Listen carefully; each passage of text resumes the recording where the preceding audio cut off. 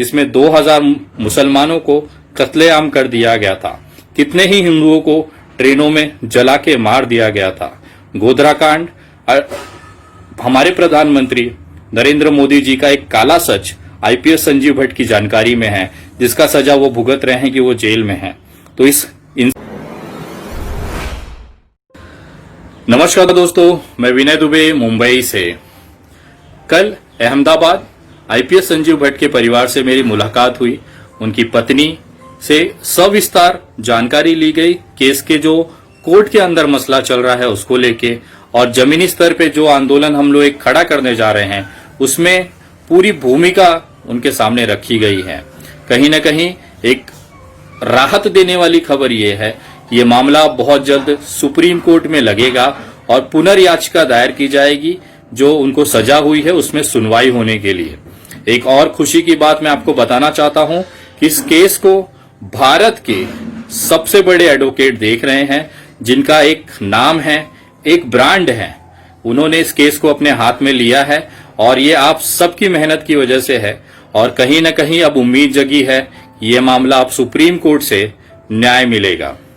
एक दुख की खबर ये भी है कि थोड़ी सी मायूसी उनके परिवार को है कि जिस तरह से देश के लिए, जनता के लिए, उनके हित के लिए आईपीएस संजीव भट्ट खुशी खुशी मुस्कुराते हुए जेल चले गए, उसके बावजूद ये जनता ने आईपीएस संजीव भट्ट की जो मुहिम है छुड़ाने को, उसको उपेक्षित कर दिया है, उसको इग्नोर कर दिया है।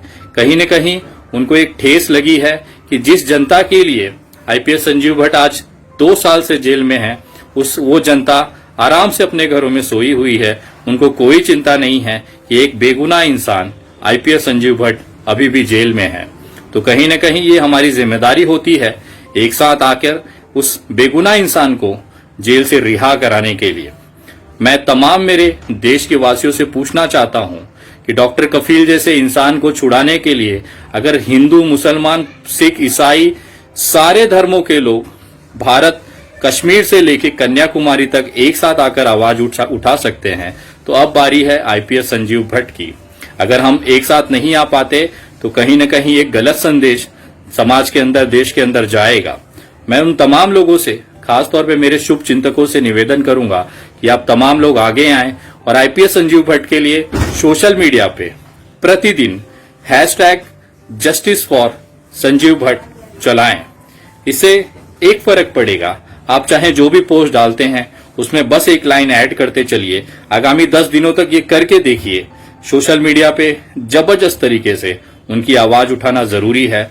और आगामी कुछ दिनों के अंदर मैं और आईपीएस संजीव भट्ट की पत्नी श्रीमती भट्ट वहां पे हमारे साथ एक प्रेस कॉन्फ्रेंस में रहेंगी और एक बड़ा आंदोलन देश के अंदर हम लोग शुरू करने जा रहे हैं, जो संवैधानिक दायरों के अंदर होगा, पुलिस परमिशन के साथ होगा। कानून और कोर्ट को बीच में रख के इस आंदोलन की निगरानी में ये पूरा आंदोलन किया जाएगा। तो कहीं भी कानून और सुव्यवस्था की दिक्कत ना हो, इसके लिए माननीय न्यायालय से हमने रिक्वेस्ट किया है कि इस आंदोलन की निगरानी वो खुद करें। उसके बाद इस आंदोलन की घोषणा और इसके स्वरूप की जानकारी खुद आईपीएस संजीव भट्ट की पत्नी उस प्रेस कॉन्फ्रेंस में हम एक साथ देंगे और पूरे देश से निवेदन करेंगे कि इस आंदोलन से आप जुड़े। ये कफील खान जितना साधारण सा मामला नहीं है। ये आईपीएस संजीव भट्ट का मामला है, जिनके पास वो राज हैं जिसमें 2000 मुसलमानों को कत्लेआम कर दिया गया था। कितने ही हिंदुओं को ट्रेनों में जला के मार दिया गया था। गोधरा कांड हमारे प्रधानमंत्री नरेंद्र मोदी जी का एक काला सच आईपीएस संजीव भट्ट की जानकारी में है, जिसका सजा वो भुगत रहे हैं कि वो जेल में हैं। तो इस इंसान को बाहर आना बहुत जरूरी है ताकि वो 2000 मुसलमानों और कितने ही सैकड़ों हिंदुओं की हत्या किसने की है उसका राज पर से पर्दा हटेगा। तो ये इतना आसान केस नहीं है। हम उस शख्स के साथ लड़ रहे हैं जो इस देश का सबसे ताकतवर इंसान है। ताकतवर क्योंकि उस व्यक्ति ने पूरी न्यायपालिका को अपने कब्जे में किया हुआ है। पुलिस प्रशासन, सारी यंत्रणा को उन्होंने अपने कब्जे में किया हुआ है। ये लड़ाई इतनी आसान नहीं है। और मैं अपने तमाम उन मुसलमान भाइयों से निवेदन करना चाहूंगा कि जिस तरह से आप लोगों ने कफील खान के लिए, डॉक्टर कफील खान के लिए आवाज उठाई थी, उससे दुगनी ताकत के साथ अब आपको आईपीएस संजीव भट्ट के लिए आवाज उठानी पड़ेगी। क्योंकि ये हमारी देश की एकता और अखंडता को दिखाता है। एक विनय दुबे अगर डॉक्टर कफील खान के लिए आवाज उठा सकता है तो कितने ही सैकड़ों मुस्लिम भाई आईपीएस संजीव भट्ट को आवाज उठाएंगे, उनके रिहाई के लिए आवाज उठाएंगे।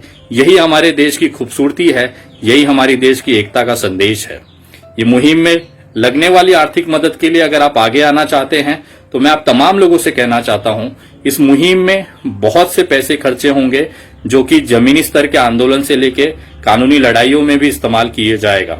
उसकी पूरी जानकारी प्रेस कॉन्फ्रेंस के माध्यम से हम आपको सूचित करेंगे। ये बाकायदा नेशनल चैनलों पे और यूट्यूब चैनलों पे आपको बहुत जल्द दिखने मिलेगा, जिसमें श्वेता भट्ट जी, श्रीमती श्वेता भट्ट जी जो आईपीएस संजीव भट्ट की पत्नी है, और हमारी टीम के साथ एकत्र प्रेस कॉन्फ्रेंस में दिखाया जाएगा। मैं आप तमाम लोगों से कहना चाहता हूं, इस आंदोलन में अगर आप आर्थिक मदद देना चाहते हैं तो कृपया आप हमारे यूपीआई, पेटीएम, गूगल पे और फोन पे नंबर पे आप हमें सीधे भेज सकते हैं। नंबर है 9594394948। मैं नंबर वापस रिपीट करूंगा, 9594394948। आपका भेजा हुआ हर एक रुपया कहीं न कहीं इस मुहिम को ताकत देगी।